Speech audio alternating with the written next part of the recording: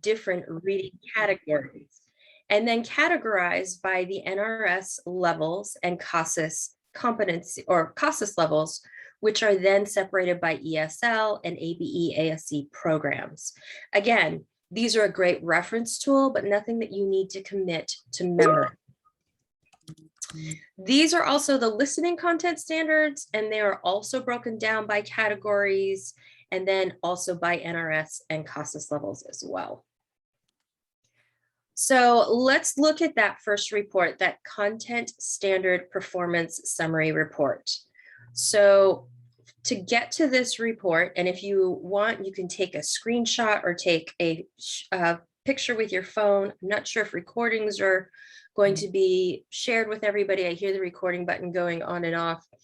But to get to this report in CASAS TOPS Pro Enterprise or TE, you would go to Reports, then Test Results, Content Standards, and then Content Standards Performance Summary.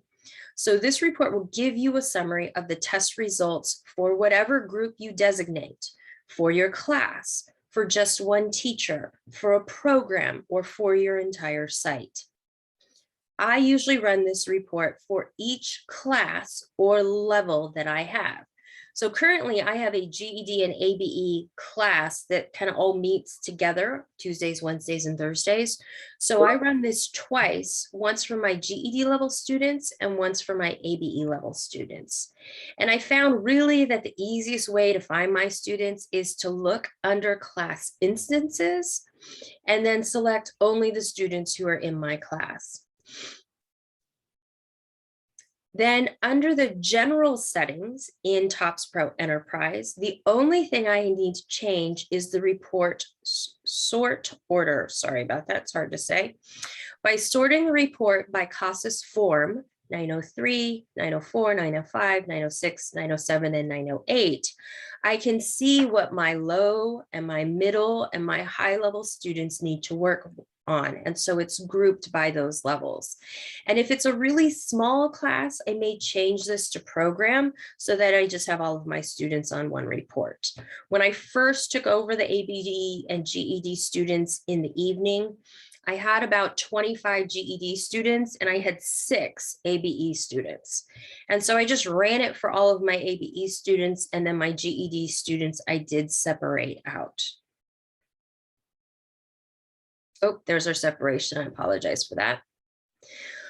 So here's my Content Standards Performance Summary Report.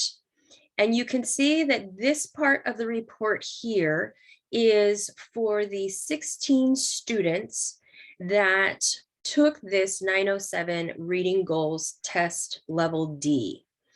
And these are all of the CASAS content standards that are covered in that 907 test. There's just 10 standards. So you can see this is so much easier than going through pages and pages and pages of all of those content standards. We're just going to look at the 10 that are covered in this level D test. And with both this summary report and then the individual content standards report that we'll look at in just a bit, it's really important to focus on the data with the biggest bang for your buck. And so what I mean by that is I'm going to start by looking at the number of items, or the no period of items, as I had one poor teacher explain it to me in class. And then we're going to look at which standard has the most numbers of items. And so we can look here and see that it's reading 3.12 and reading 4.4. And so these would be the standards you would really want to focus on. They have the highest number of items on the test. And so again, that's where we're going to get the biggest bang for our buck. And so we're looking here at just these two for our students. And we're looking and we can see that with that first one of the 7 items, our 16 students overall scored a 49%. And so that means that, you know, they're at like a 49 to 50% on all of those items that cover identifying the key details and citing evidence from a text. And so this would be something that I would really want to review with my students. We might do pull-out might do. And even though they're in ABE and GED and they're working all over the place in their different activities or subject areas, this is where I would want to spend that time to pull them together for a whole class lesson.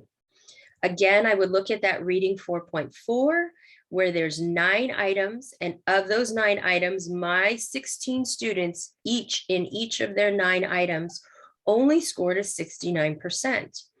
And so again, I would want to go and look and see what lessons can I teach them about determining what a text says implicitly, and that it covers making inferences, which I can tell you all of our students tend to struggle with, drawing conclusions and citing textual evidence. Again, this would be an area where I would go in and try to figure out, okay, these are my whole group lessons. So we're going to pause here and come back to the content standard summary report in just a bit. What I want you to do next, or what we're going to do next, is we're going to look at the second report. And you'll get to that second report pretty much the same way. You're going to go test results, content standard, and then you're going to click on the student content standards performance. And so the point of this report is exactly the same as the other one, but it's for individual students. So again, I usually run this for each class or level that I have, and it'll generate a report for each of my students. And alternatively, since my classes are open enrollment, I have to run this kind of on a regular basis to make sure that I'm getting students test results as they are coming into my class and registering for class. So I got 6 new students last night. So I would need to go in and run this again to get this information for those new students that were just enrolled yesterday.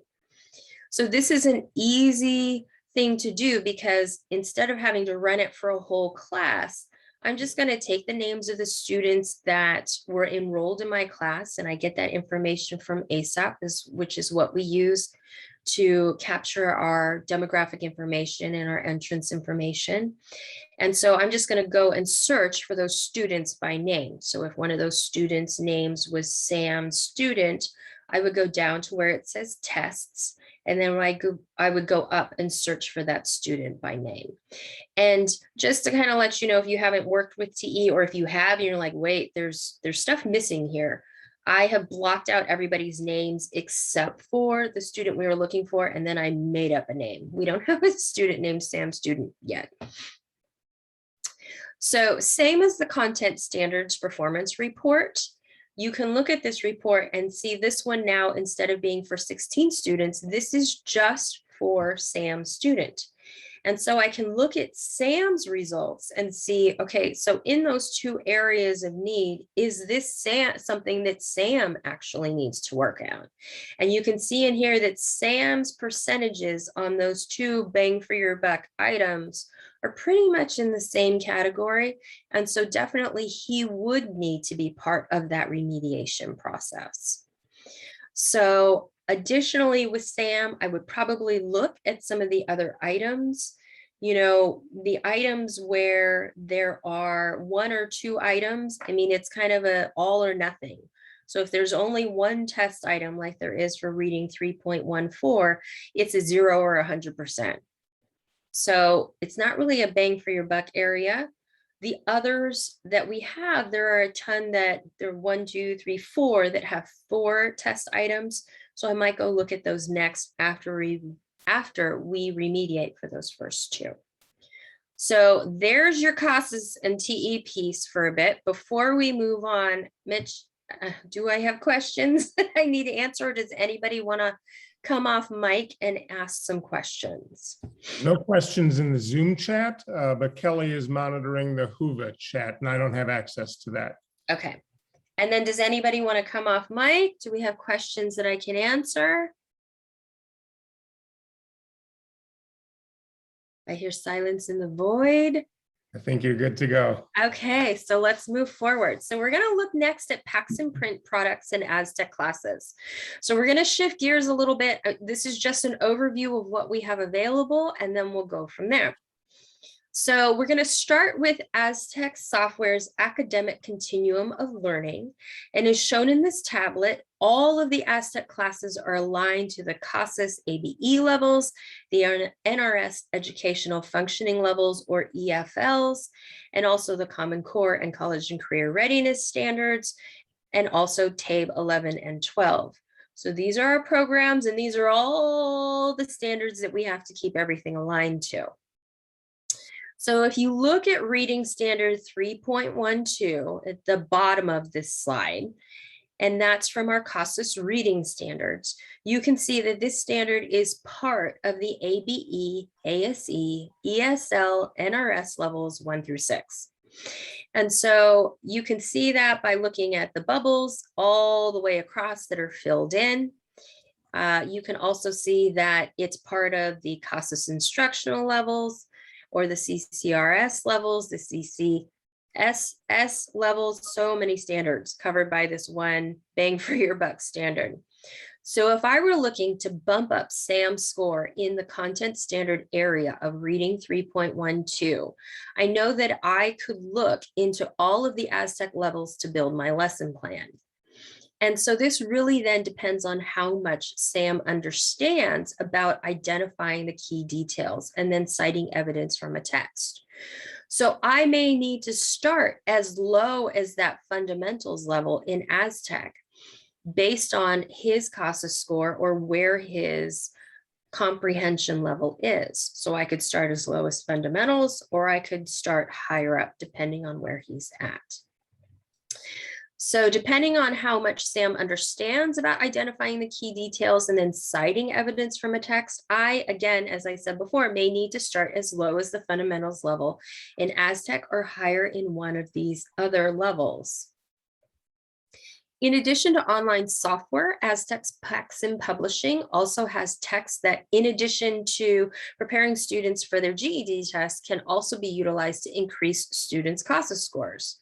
So the second edition of their complete test prep for the GED test will be out soon, and instructors can start by reviewing the table of contents and finding lessons that address the content standards that need remediation. The instructor should also spend some time with the text so they can identify, so that they can identify lessons that cover the content in the standard, even though it's not in the title. And so you can see here in this example that one of our content standards was, identify the key details and cite evidence from a text. So this lesson covers citing evidence from a text, even though it's not part of that title. So in order to utilize these products, it would really take an instructor to go through the products deeply and figure out exactly which standards are covered. However, there's only 10 standards in that level D test. And once that research is done by an instructor or a PLC or a department or a program, that's not going to change until we get a new edition. And so it's a little work up at the front in the beginning, but once it's done, and those lessons can be identified and utilized repeatedly as your students filter through your program with those similar needs. So instructors can also do the same with Steckvaughn's second edition GED preparation series from Paxen Publishing. And because the series is fully aligned to the academic content assessment targets and skills assessed on the GED test, the second edition includes high impact lessons that focus on the high impact indicators identified by GED testing service as being the foundational skills that are critical to student success. So instructors would just need to get, again, familiar with the text and identify lessons that will allow a student to practice the skills needed to improve their CASAS scores based, again, on those defined CASAS content standards. For students who need support with print materials at a level lower than HSE, instructors can use lessons from Steckvaughn's pre-GED test prep series. And I have to say that this math book really is the primary math curriculum that I use for my ABE students who struggle with online software or would just prefer to work with a book, or don't have access to technology. And so I can say from experience, if you have a student who really is struggling with math, this math book is perfect. It's a great source. Additionally, if you have a student who only needs to pass their math GED test, it's really important for you to note exactly what they need to work on in regards to their math. I know that on the sites that I've been on in the past, the only thing that we use for our intake process and placement into our ABE or our GED classes is the CASAS language arts or reading test. We don't give them a CASAS math test.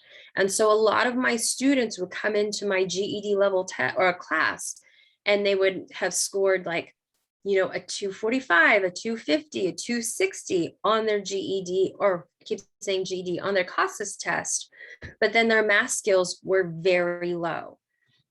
And I shared with Mitch previously, I had a student who scored a perfect test on the reading CASAS test.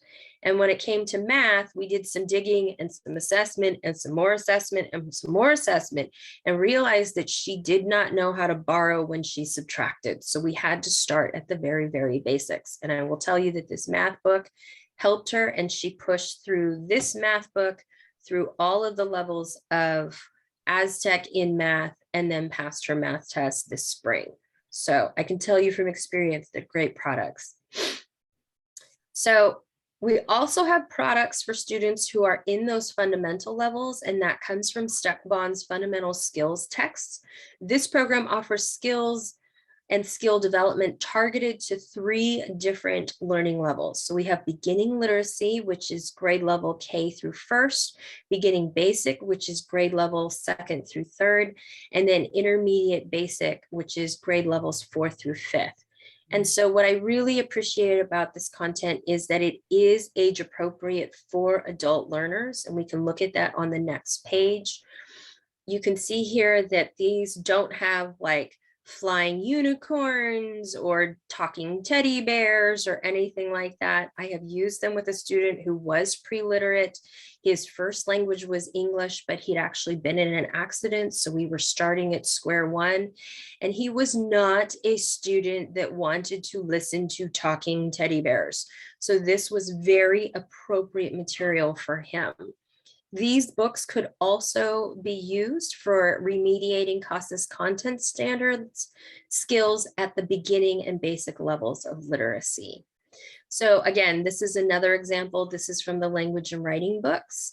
And additionally, and this was so helpful, every single level, also comes with a separate teacher's edition that has great lessons and great steps for teaching reading. Because a lot of our instructors, they haven't had to teach at this level.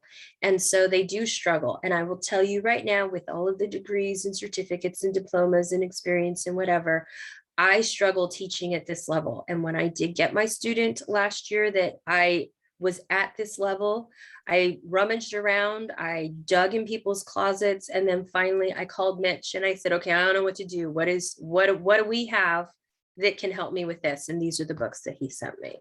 And they were really helpful. And actually I had lunch with my friends last week, and they said he had worked through the beginning level book, the first level book, and he was into the second level book and making great strides and great progress. So let's move on to something that's coming soon. So in 2022, Aztec Paxen Publishing will have a tutor for CASAS ready for staff and students to participate in targeted CASAS content standard remediation. I'm so excited for this. The A Tutor for CASAS series has been updated to include step-by-step instruction and targeted practice to boost CASAS goals, scores, and other remediation with practice items that mirror the CASAS goals format.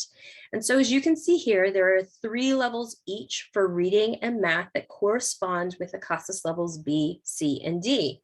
So for CASAS level A remediation, I would recommend that you go to the aforementioned fundamental skills texts. For both the reading and the math, A Tutor for CASAS books, there are both student editions and workbooks. So this really allows for the instructor and students to be able to work together in class in the student edition, and then for the student to have a separate text for corresponding independent practice.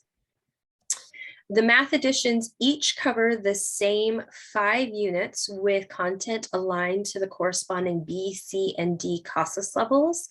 And these units are number sense, algebra, geometry, measurement, and then statistics, data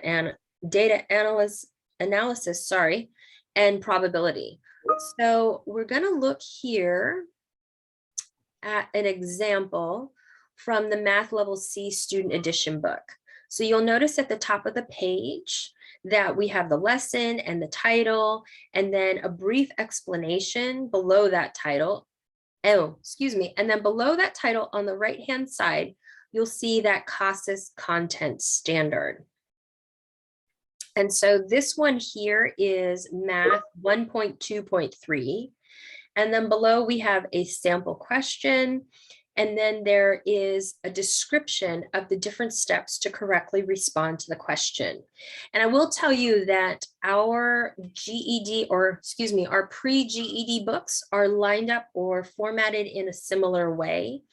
And so that pre-GED math book that I love is formatted in this way. And the reason why I love this format is because I can send these books home with my students, and they're not just faced with, here's a problem, here's how to solve it, and we're done. It's step by step. And so our students really appreciate having things kind of, now we're going to do this, and now we're going to do this, and now we're going to do this, that kind of hand holding. And so this format is really, really user-friendly for our students. So the lesson page in the student edition often includes more than one example. It has a guided practice question as well. There often, with all of those responses or questions, there are correct answers and brief explanations. And usually there's an additional strategy. I always tell my students, if you see anything that's like an extra kind of in its own separate box piece, you take notes on that part, because basically they're giving away the bank. Those are the gold coin pieces, and they need to make sure to take notes on those. Then each lesson is followed by a page with a set of practice questions. And so in class, these could be used as guided practice, or maybe students work in pairs, or maybe the teacher would have the students work on them independently, but they could walk around and do independent checks for understanding. And what I appreciate about both sets of books, both the student edition and then also the workbook, is that there's an answer key. And all of the answer keys that I've seen in the Paxen products thus far have provided explanations for each question. And it's something that Aztec also has in their flash sets as well. And so what I've told my students is that anytime you're offered an explanation to a question, you need to treat that explanation like a gold nugget of information, and then read it carefully, because it might give you additional steps or additional information. Or if you're like me, it'll tell you why the answer is right, which is maybe not the reason why you chose that answer. So all of that is very important. And then again, the practice book is really set up the same way. The lessons are all aligned. So you can see this is practice 5 that goes back to that lesson 5. It has problems that are similar in format to the CASAS test questions. And again, these answers are all come with explanations at the back of the book in the answer key. So the last piece we're going to talk about is the individualized learning plan. And I see a plethora of questions in the chat pod. Mitch, did you filter through? Are there things I can answer specifically? So far, you are okay. I've been answering what I could. Okay. And then does anybody want to come off mic and ask any questions? We're all good? Okay, onward we go. So how do we turn all of this into individualized learning plans? So individualized learning plans can be easily set up in Aztec's continuum of learning classes by utilizing the Learning Views tools. So please keep in mind that you'll need to reach out to your field service rep if you don't automatically see the Learning View tab in your class center, and they can have that feature enabled. It's also important to note that all students begin with the default view. And the default view is where the student has access to and can see all of a class's content. So in other words, a student enrolled in Aztec's GED Prep Solution class without having the view changed from the default view will see all 4 subject area classes and all of the units of study with all of that content available to them. So by changing the student's learning view, the instructor has the ability to modify what the student has access to and can see. So as an example, if I have a student who's passed their language arts test and would like to work on social studies, I can modify their learning view so that when they open their GED classroom, the only thing that they'll see is their social studies class. And I can modify that view further so that the student will only see the first unit of study and only see the activities in that unit that I want them to see. So this is a really great tool to use to help guide your students to completing the Aztec activities in the most effective way possible of pre-testing and then taking a lesson and then taking the drill right after that. This is also a great way to assign specific activities to a student based on their individual learning needs and bypassing activities that they are already proficient at completing. So I tell my students, you have to take the pre-test first, and the pre-test needs to be at your best work. And then I kind of bribe them and say, if you do exceptionally well in the pre-test, it may waive some of your lessons. And in my rule, the rule in my class, the rule is that anything that comes up with a little blue check mark in that bubble in front of a lesson means the lesson is waived. If the lesson is waived, you get to skip it. I still want you to do the drill. In my class, they have to score an 80% or higher on the drill before I open another lesson. So if they can score an 80% on the drill, show me they really understand, let's say, individual rights and civic responsibilities, then it took them, maybe 10 minutes to show me, oh, I totally do know individual rights and civic responsibilities, and then we can move on to the Bill of Rights. So I just tell them, you do your very best, we score those 80% quick, and you're gonna run through this program fast. If you kind of willy-nilly through it, it might take a little bit slower. And so when my students ask me, well, how long does it take to get a GED? I tell them, it depends on you. It depends on how much you know going in, and it depends on how much time you put into the work. Every single student is an individual, and they work through this individually. This is just to have them work through it the most effective way. So let's look at how to change a student's learning view. And to start with, the learning views can be accessed either by clicking on the dashboard in the upper left-hand corner of the screen and then clicking on Class Center, or you can just scroll under the classes in the class session on the dashboard page and click on that class that way. In the classroom section, what you want to do is click on that tab that says Learning Views. And again, if you don't see the tab that says Learning Views, you need to reach out to your field service rep and they can have that enabled for your site. It's free, it's part of the program. It's not anything that you have to pay additionally for. It's just some of ours need to have those enabled. In that classroom section, you're going to click on the tab that says New Views. There's my arrow. It's up at the top. And the first time you set up a student's learning view in a class, you'll need to click on New View. And the Creating New View window will pop up. And what I always do is I give my new view a name, and I try to name it for the student. We call this one L view. And I also try to put in the information about what that subject or what subject that student is working on. Just some notes for me. I'll also tell you that over to the right where it says note, I put in some notes in there as well I'll put in the student's CASAS test score. I'll put in there, because this is for GED, I will put in there their GED ready or GED practice test scores, just to kind of keep track of all that information.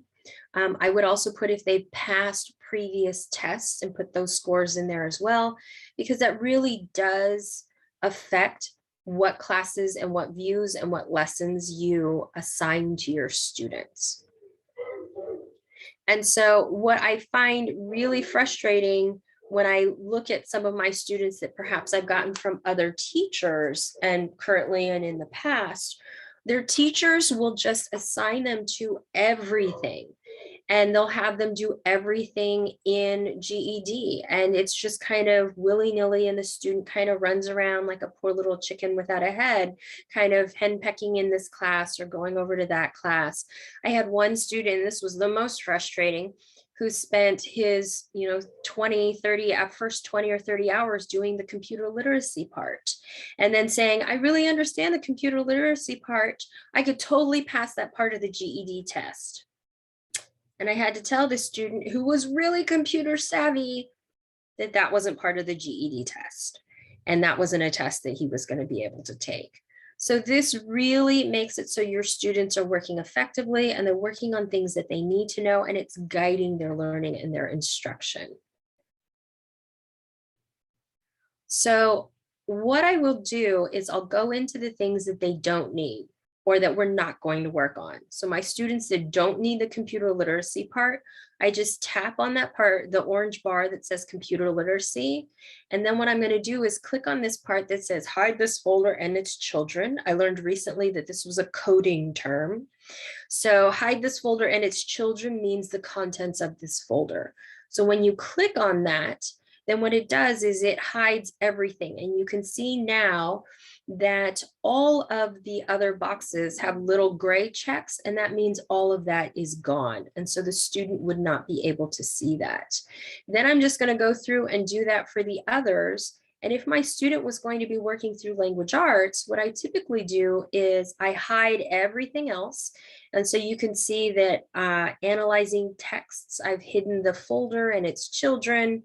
And so all of those lessons and drills are hidden. And the only thing that doesn't have a check is the practice test, because that also waives lessons. The pre-test, because that tells us what they know. I always tell the students, those tests, those pre-tests and practice tests, those are the tell me what you know.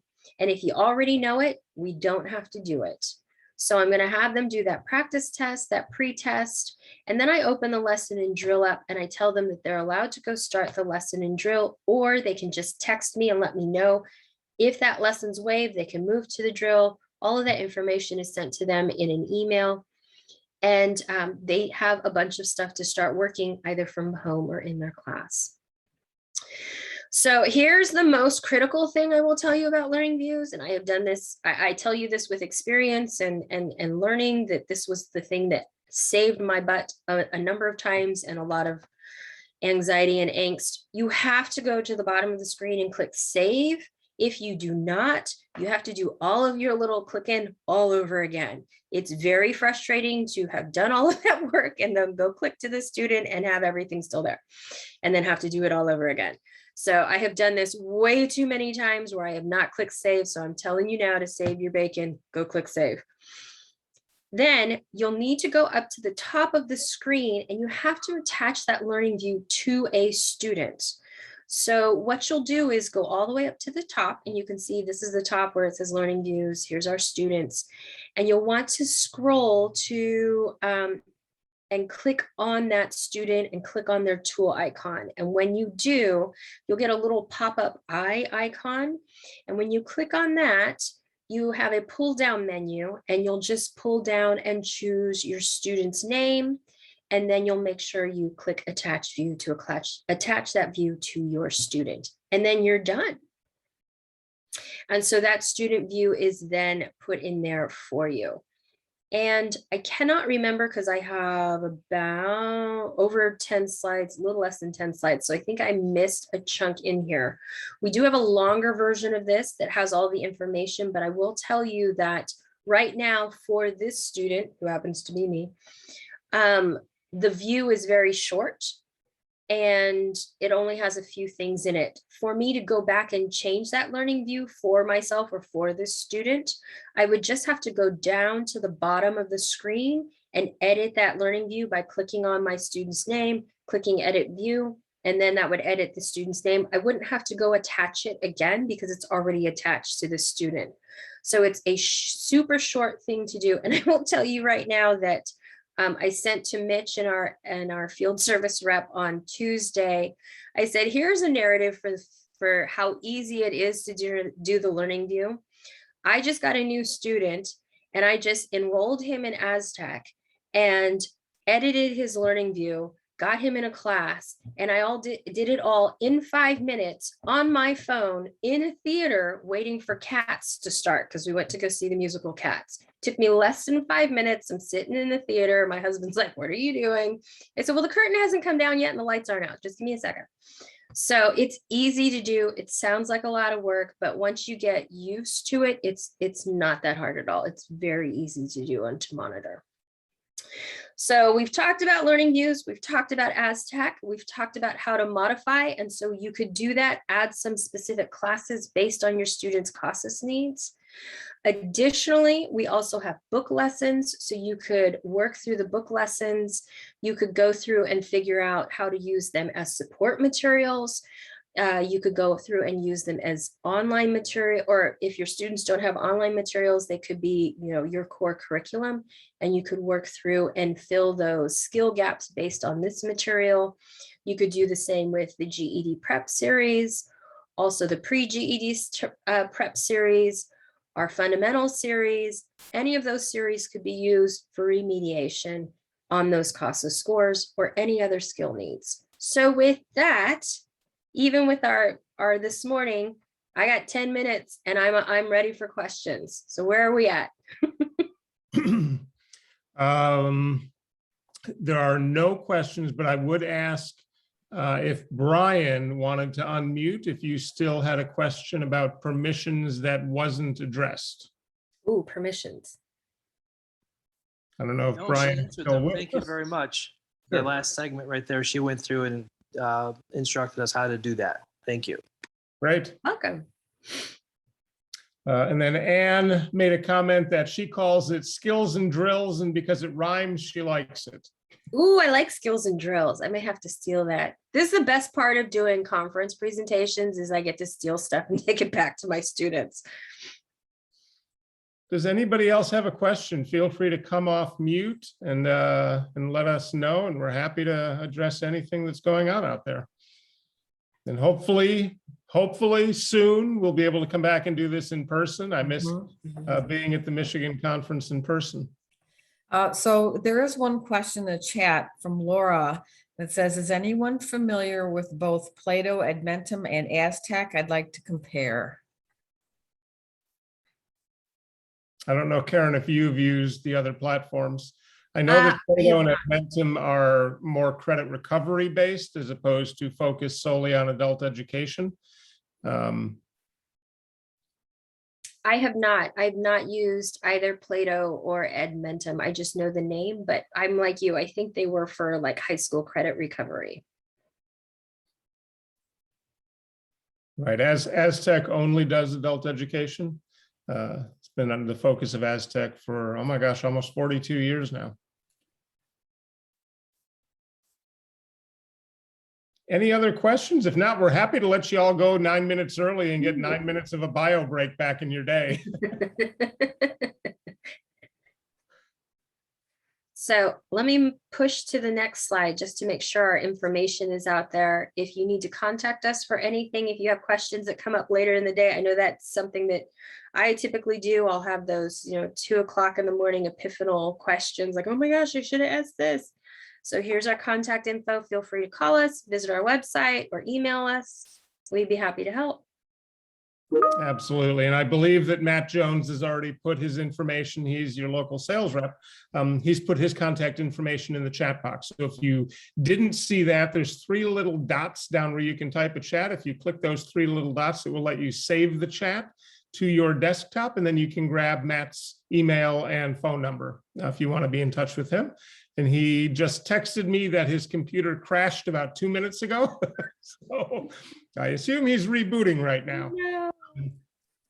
But thank you, everybody, for joining us today. Thank you, Karen, for the wonderful presentation. I really like and appreciate how you started with CASAS standards, linked it into individual learning plans for students, and then showed how the Aztec, Paxen, Steck, Vaughan suite of products can actually drill in and meet students' individual needs. I really like the link that you provided. Kelly, thank you for hosting us today. I know this was a last minute jump in. We do appreciate it. No And problem. Thank you so much for presenting. You're sure, very and, welcome. Adrian just dropped in Matt's email address into the chat, so it's the last chat box. And on that, thank you, everybody. Have a wonderful rest of the conference. I hope to see you all soon in person. Bye. Thanks, everybody. Thanks for coming. Bye. Thank you. Great job, Karen. Thank you so much. Really flowed very nicely. Oh, thank you.